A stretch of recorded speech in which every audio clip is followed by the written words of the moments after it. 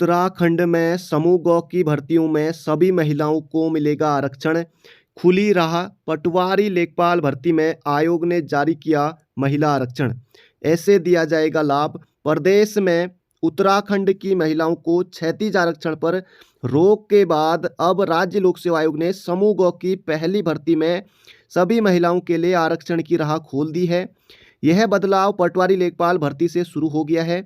राज्य लोक सेवा आयोग ने जो विज्ञप्ति जारी की है उसमें महिलाओं को क्षैतिज आरक्षण दिया गया है, लेकिन यह आरक्षण केवल उत्तराखंड की ही महिलाओं के लिए नहीं है। इसके बजाय यह आरक्षण सभी महिलाओं को दिया गया है। यह बात अलग है कि समूह गौ की भर्तियों में केवल राज्य के मूल निवासी उम्मीदवार ही आवेदन कर सकते हैं। हाईकोर्ट के आदेश के तहत सभी श्रेणियों के साथ ही उप श्रेणी का आरक्षण मिलेगा। मसलन अगर कोई महिला उम्मीदवार महिला है और वह ओबीसी सर्टिफिकेट धारक है तो उसे महिला का आरक्षण का लाभ ओबीसी श्रेणी में ही मिलेगा। ध्यान देने वाली बात है दोस्तों ये, अगर कोई महिला उम्मीदवार और वह ओबीसी सर्टिफिकेट धारक है तो उसे महिला आरक्षण का लाभ ओबीसी श्रेणी में ही मिलेगा, आप जनरल में नहीं आ सकते। और पटवारी के कुल 391 में से 117 पद महिलाओं के लिए आरक्षित है। 391 पद में से 117 पद इसमें से सीधे सीधे महिलाओं के लिए हैं। तो अच्छा मौका है आप सभी के पास। अगर आप जैसे ओबीसी की महिला अगर आप जनरल में आवेदन करेंगे तो फिर जनरल में ही आपको रखा जाएगा। अगर आप ओबीसी में तो ओबीसी की सीट आपको मिलेगी इसमें। इसी प्रकार लेखपाल में 172 पद में से 69 पद महिलाओं के लिए आरक्षित है, तो लेखपाल में भी महिलाओं के लिए पद हैं।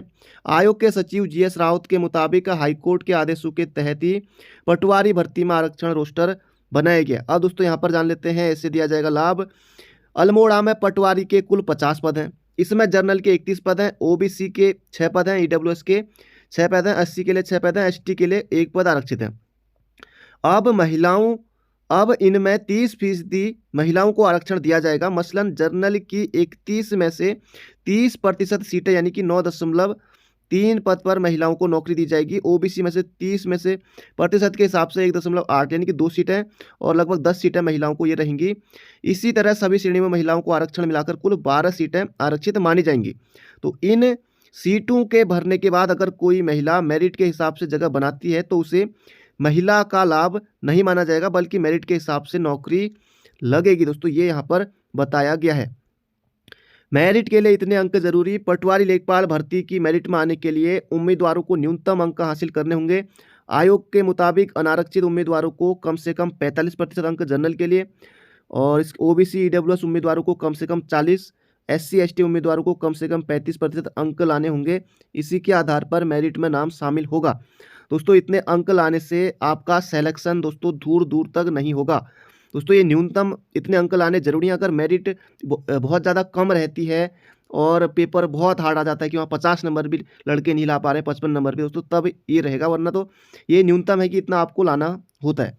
तो मेरिट में आने के लिए दोस्तों लगभग आपको 70 से ऊपर तो लाना ही होगा। पहले लिखित परीक्षा ही होगी। पटवारी लेखपाल की सेवा नियमावली में पहले शारीरिक दक्षता और फिर लिखित परीक्षा का प्रावधान था। अधीनस्थ सेवा चयन आयोग ने इसमें बदलाव के लिए शासन को पत्र भेजा था। अब यह भर्ती राज्य लोक सेवा आयोग के पास आ गई है। राज्य आयोग ने साफ कर दिया है कि पहले लिखित परीक्षा होगी। इस परीक्षा में चुने जाने वाले उम्मीदवारों की ही शारीरिक दक्षता परीक्षा कराई जाएगी।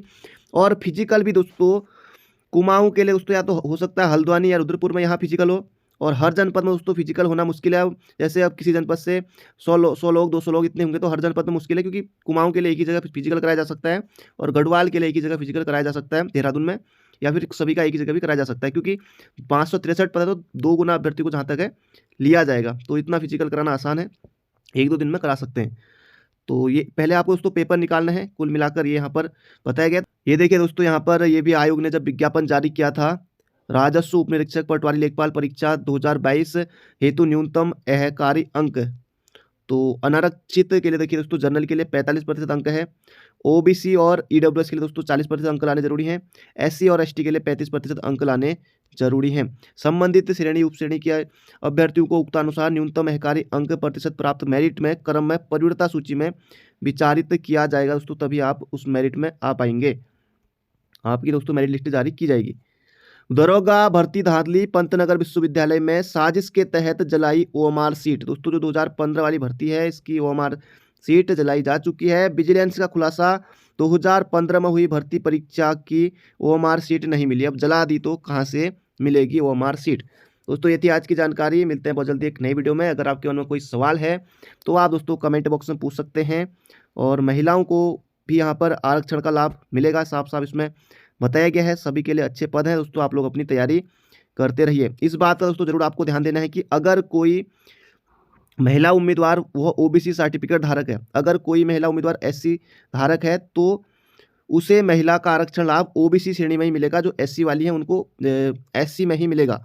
तो इस बात का आपको ध्यान रखना है। अगर आप जनरल में आवेदन करते हैं तो फिर आपको जनरल में गिना जाएगा, तो उसी का मिलेगा दोस्तों, ये यहाँ पर बताया गया है। तो ये थी आज की जानकारी। बाकी मिलते हैं बहुत जल्दी एक नई वीडियो में।